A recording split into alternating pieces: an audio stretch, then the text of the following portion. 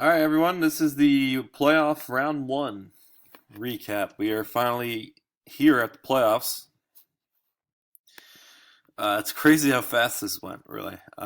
So why don't we go to the first leg of the playoff round of the playoff bracket? Excuse me. No other way to put this. I mean, SN's team kind of just choked. I mean, not trying to be mean or anything, but it just didn't work out. Newton hasn't been great at all this entire season. Other than his first two games, I mean, he hasn't really done anything for especially since he drafted Newton, thinking he was going to be at least a top five quarterback. He's not even top 10. He's in the top 15. That hurt him. And like I said before, I mean, David Johnson has been absolutely great this season. I mean, absolutely insane. But like I said, if he has one of those "I'm human" games, which he did, I mean, still 12 points is still good, but he had one of those "I'm human" games, and his team suffered because the rest of his team, Devontae Booker, Stephon Diggs, I mean, Dez had a minus point. I mean, these guys haven't been good all season. I mean, Devontae Booker's been decent since since he's became the starter for C.J. Anderson. He's been okay. Stephon Diggs has had a couple good games, but that was at least 4 or 5 weeks ago. Des Bryant, I mean, he's come up strong. He's been pretty strong as of late, but I mean, he's still the 33rd ranked receiver, and his only catch of the game against the Giants actually cost him the game because he fumbled it away. Delaney Walker's been great. He's the third ranked tight end. He's been pretty consistent. Pretty consistent. He's had a couple duds, but that just cost him. The rest of his team wasn't good enough to pick up the only decent performance out of David Johnson. Um, he could have started Chris Hogan, but that would have been a stretch. He made the right decision in benching Brandon Marshall. What also hurt was Theo Riddick being hurt. I mean, he would have definitely helped him if he played against Chicago, but I don't know if that would have been enough. If let's say he started Riddick like he has been doing over Cobb in this flex spot, uh, you know, I don't know if Riddick would have made up 30 points. More than 30 points, 31. AK had a good day. Carlos Hyde. So Carlos Hyde had 26 points, 193 yards. I believe in the first half, my miserable Jets gave up about 150 points, or not 150, 150 yards in the first half rushing to Carlos Hyde. It was unbelievable. Like every time he got a handoff, he at least rushed for like 25 yards. It was unbelievable, and he also caught a touchdown. Um, Kyle Rudolph, 12 points. Actually, kind of interesting here. Dez. So basically, SN traded Rudolph for Dez straight up, and in their playoff matchup, Dez had -1 and Rudolph had 12. So Rudolph beat Dez by 13 points. Um, and then Crabtree, who I traded to AK, hasn't been great since I traded him. I mean, he's been okay, but he's had two duds. I don't think he even played a game for me. Um, he's benched Sanders, who had a good day against Tennessee. Crowell's been pretty good, especially since I believe AK picked him up. Oh, he drafted him. That was a good draft pick. I thought he was a pickup. Yeah, that's the matchup right there. It was unbelievable. SN's team really didn't do anything. That might have been one of the lowest scoring games out of anybody this year at 52. other than Amon, who actually, yeah, for someone that was actually setting their lineup, that might have been one of the lowest scoring games. Now we got Mang and George. In this matchup wasn't high scoring in any means. Mang ended up winning by 5 points. I believe Mang was down less than a point going into last night's game between the Patriots and the Ravens, and he had Steve Smith left, and I believe he only needed like 4 yards, and he got 57. So that's why he won by 5. I mean, it's not. Jameis has been pretty good. I mean, he gets you 15 usually. I mean, this is his second to worst game of the year, except for the second week. But what really helped him this year, because he's been through a lot. He's lost his number one pick in Adrian Peterson for the year. Doug Martin was out for about 7 weeks, right in the middle of his season.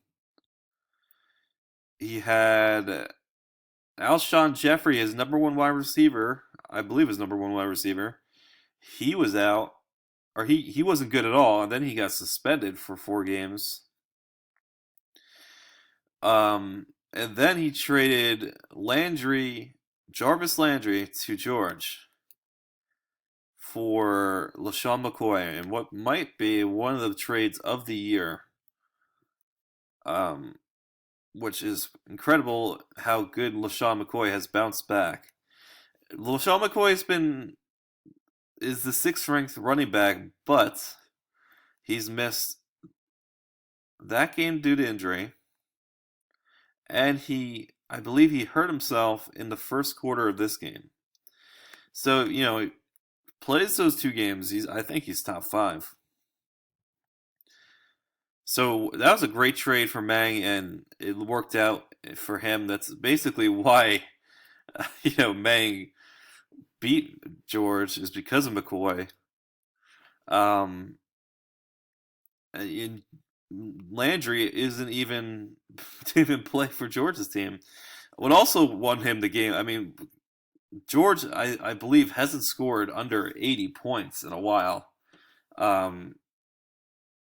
He came in being, I think, starting 1-4 and then winning basically 7 out of his last 8 games. And then Breeze has been absolutely horrendous the last 2 games. He's thrown 6 picks and no touchdowns combined in his last 2 games. And that's insane. I mean, that's only 11 points. And I've seen games where Breeze has had 11 points by his 3rd possession. So, I mean, that's just not good luck for him, especially against Tampa Bay. But Tampa Bay's actually been picking it up recently. So tough break for George. He had a really good team. Murray was one of the picks of the year. Robert Kelly was a good pickup. Jordy Nelson was a good trade for him. I believe that trade ended up really working out for him. Ingram just didn't show up. I mean, that's the whole Saints offense just what kind of killed him. The only thing I could have said is he actually started Landry over Moncrief, who, I don't know, did he not play? Maybe, so he left the game. So that, Moncrief's been pretty solid up to this point, I believe. Yeah, he's gotten a touchdown. Wow, he's got 1 touchdown in the 5 games he's come back, and the one time he didn't do it was when George needed it most. Crazy. That's fantasy playoffs for you. Now we can preview the 2 games. So we got the semifinals coming up. We got Mo against AK, and we got Dre against Mang. I will preview those in a sec. I just want to point out something before I forget. We have these 4 teams. The highest scoring team was at 83.9. The 4 non-playoff teams, Gunn, me, Amon, and Yates, all scored more points than the highest scoring playoff team. Meaning, if any of these teams played us, if if SN played Amman in the playoffs, Amman would have won easily. That's pretty insane. Even the bye teams, I remember I did. This is my second recording, so I can't go too crazy because the first time I went to like 20 minutes. But these two teams, Mo and Dre, you would think they didn't really set their lineups, and that's why their teams weren't, didn't score that much. But Dre legitimately scored 37. I mean, he could have put in a backup quarterback, but that was basically his team. I mean, that was his team. He legitimately scored 37 points. Mo was a little iffy. I mean, he could have put in a couple bench players, but still, he wouldn't even be close to 100. What he normally did. I believe there's a stat saying week 14. This year, week 14 was the lowest scoring week in the NFL. I think the average was like 19.9 points per team. Last year in 2015 was also the week 14 was also the lowest scoring week in the NFL. So I guess that's a trend. And if the trend continues, that means this upcoming week, week 15, will be the highest scoring week in the NFL because that's what happened last year. So you got you got Mo and AK, and you got Dre and Mang. Um, I would look into the matchups, but people are going to pick up people and everything like that, and things are going to change. The only thing I want to say is Dre, I believe Mel Gordon is very questionable to play. He got carted off. He's lucky he's not out for the season. He's actually considered day to day, but I mean they're saying they thought it was week to week. So he's very questionable to play in that game against Oakland. So that's going to definitely change that matchup. And Forte for Mo, I believe, is hurt, and then like I thought he was going to what was going to happen. He got hurt, and Powell's now the lead back. So very interesting stuff that happened this week. I just couldn't believe this stat right here that all the non-playoff teams would have beaten basically the six playoff teams. Really, if you counted the two bye teams.